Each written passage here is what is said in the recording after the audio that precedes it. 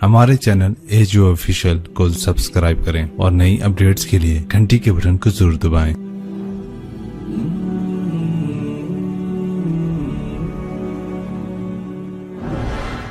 क्योंकि इज्जत और जिल्लत का एहसास छोटे से बच्चे से पैदा हो जाता है। जो यूँ आँख खोलता है और कुछ सुनने और बोलने के काबिल होता है, उसके अंदर इज्जत और जिल्लत का पूरा सिस्टम बेदार हो जाता है।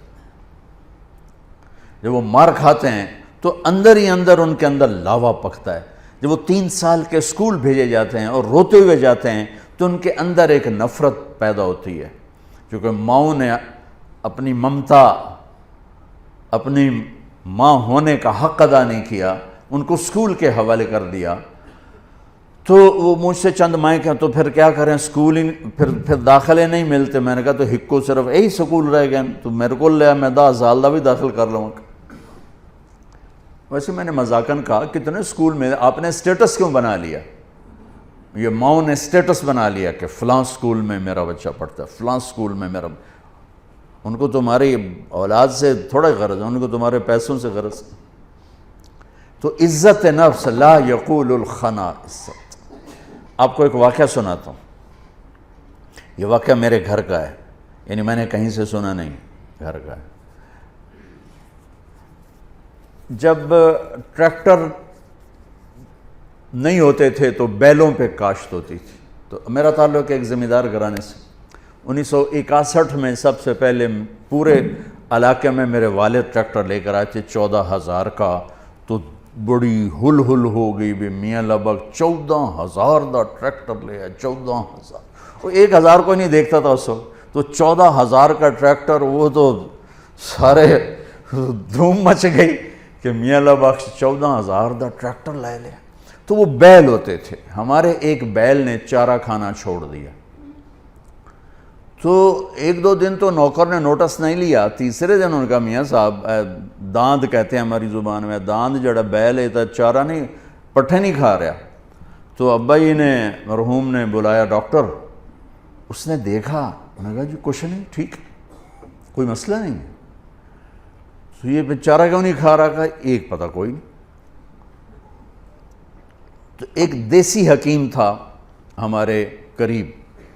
तो वालिद साहब मरहूम ने घोड़े पर एक नौकर को भेजा कि जाओ उसको उठा के लाओ। उसको लेकर आए तो उसने बैल को यूँ देखा, कहने लगा मियाँ साहब इन्हों पट्ठे कौन पांदा है? तो एक हमारा नौकर था अलादिता कसाई, तो उसको दित्तू कसाई कहते थे। कहा, अब्बा जी ने कहा जी ऐ है दित्तू, ओए उरे आ।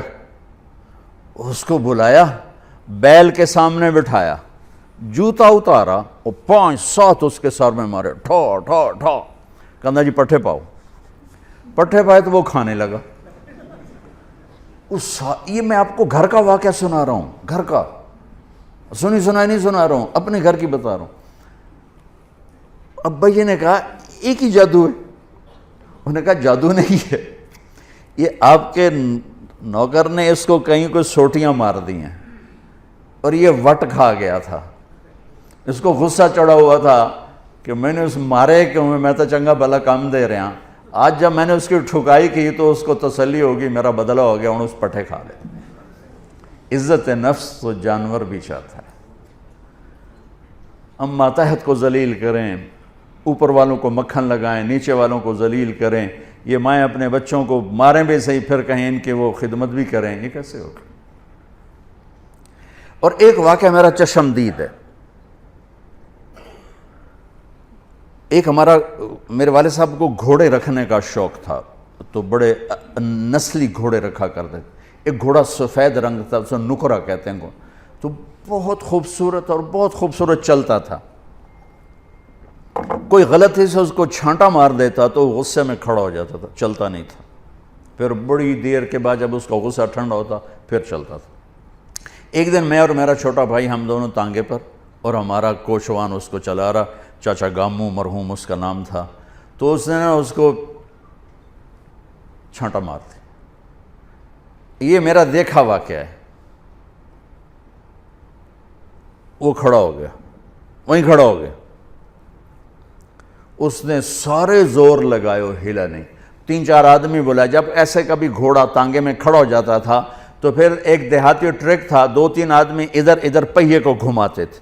پہیا گھوم کر جب وہ تانگے کی لگتی تھی نا اس کو ہک اس کے پشت میں ہی پیچھے, تو پھر وہ چل پڑتا تھا. تو انہیں 3 4 ادھر 3 4 ادھر زور لگا لی, وہ ہلا ہی نہیں. اب دیکھیں انہوں نے کیا کیا, وہ نیچے آیا اور اپنی پگڑی اتاری اور اس کے پاؤں پہ رکھ کے کہنے لگا اللہ دا نام ہن تا ٹور پاؤ. یقین مانے میں آپ کو آنکھوں دیکھا بتا رہا ہوں. اس کے بعد اس نے آ کے لگام اٹھائی, گھوڑا چل پڑا. اب سیرت النبی کا ایک لفظ لے لیں تو آپ سب کے لیے کافی ہو جائے گا, میرے لیے کافی ہو جائے گا, ان مستورات کے لیے کافی, کہ ہم میٹھا بول نہیں بولتے. بطور ماں مجھے کیسے بولنا چاہیے ہم نہیں بولتے. بطور باپ مجھے کیسے بولنا ہے نہیں بولتے. بطور بھائی مجھے کیسے بولنا ہے ایسا بول ہم نہیں بولتے. بطور باس مجھے ماتحت کے ساتھ کیسے بولنا ہے ہم نہیں بولتے. بطور مالک مجھے نوکر کے ساتھ کیسے بولنا ہے ایسا ہم نہیں بولتے. ایک دوست کے ساتھ مجھے کیسے بولنا ہم نہیں بولتے. تو سارے معاشرے میں آگ لگ گئی, محبت نام کی شے مٹ گئی. وفا تم نہ دیکھو گے ہرگز کسی میں, زمانہ وہ ایسا عجیب آ رہا ہے. تو وفا محبت کیسے اٹھتی ہے جب یہ ناگن بن جاتی ہے. میرے رب کی قسم, پوری دنیا کا شہد کٹھا کروں تو ایک میٹھا بول اس سے زیادہ میٹھاس رکھتا ہے. اور اللہ کی قسم 7 سمندر کی کڑواہٹ اکٹھی کروں تو ایک زبان کا کڑوا بول اس سے زیادہ کڑواہٹ رکھتا ہے. ہزاروں سال پہلے اللہ اپنے حبیب کو ہائی لائٹ کرنے کے لیے, میں نے کیا کہا, صفات کی کوئی انتہا ہے میرے نبی کی, کس چیز کو ہائی لائٹ کیا ہے جس پہ معاشرہ خوبصورت بنتا ہے. لا یقول الخنا, جو کبھی ایسا بول نہیں بولے گا جو کسی کے دل کو توڑ دے, کسی کا آنسو بہہ جائے, کسی کی آہ نکل جائے, کسی کی فریاد نکل جائے. میرے نبی نے فرمایا اسلام کا سب سے مضبوط عمل آپس میں محبت کرنا ہے. اور محبت کیسے پیدا ہوتی ہے؟ میٹھے بول سے, اچھے اخلاق سے. محبتوں کو پیدا کرنے کے لیے پیسہ نہیں چاہیے, سرمایہ نہیں چاہیے, عہدہ نہیں چاہیے. عہدے کی عزت صرف آپ کے سامنے ہوگی, 4 قدم باہر جا کر آپ کو گالیاں نکالیں گے. میں ایک جگہ بیٹھا تھا تو 2 آدمی میرے پیچھے بیٹھے تھے. تو ایک ہمارے علاقے کا بڑا آدمی انٹر ہوا, ساتھ نوکر حقہ اٹھایا ہوا اور بیگ اٹھایا ہوا. یہ دونوں نے تسبیح نہ اے فلانا, اس کی ماں بہن ایک کر دی, اتنی گالیاں اس کو نکل.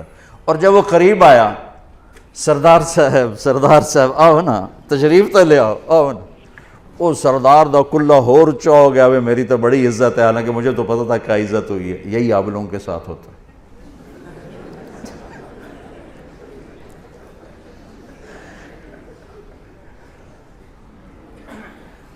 اگر آپ دلوں میں بسنا چاہتے ہیں, ایک لفظ پہ عمل کر لیں. جانور بھی آپ سے پیار کریں, انسان تو انسان ہے, جانور بھی آپ سے ایک زبان کا بول میٹھا کر لیں. کتنی ہی کڑواہٹ ہو پی جائیں, پی جا ایام کی تلخی کو بھی ہنس کے ناصر, غم کے سہنے میں بھی قدرت نے مزہ رکھا ہے. سبحان اللہ. میرے نبی نے فرمایا, معاذ تمہیں ساری شریعت کا خلاصہ بتاؤں. اور کس کو کہہ رہے ہیں؟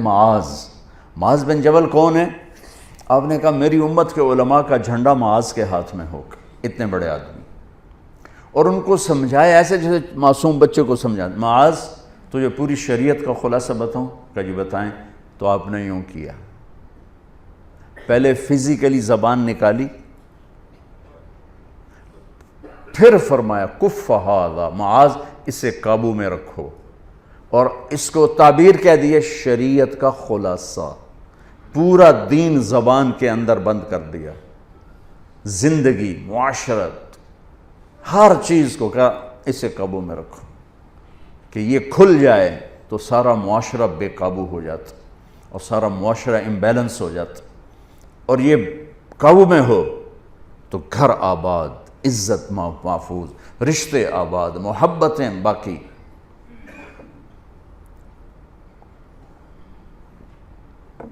اور چونکہ یہ مشکل کام تھا تو یوں دکھا کے کیا کہ معاذ اپنی زبان پہ قابو رکھو۔ وہ کہنے لگے یا رسول اللہ انؤاخذ بما نقول، جو ہم بولتے ہیں اس کا بھی حساب ہوگا؟ تو آپ نے کہا تیرا بھلا ہو، وَهَلْ يُكُبُّ النَّاسَ فِي نَارِ جَهَنَّمَ إِلَّا حَصَائِدُ أَلْسِنَتِهِمْ، سب سے زیادہ جہنم میں دھکا دینے والی زبان ہوگی۔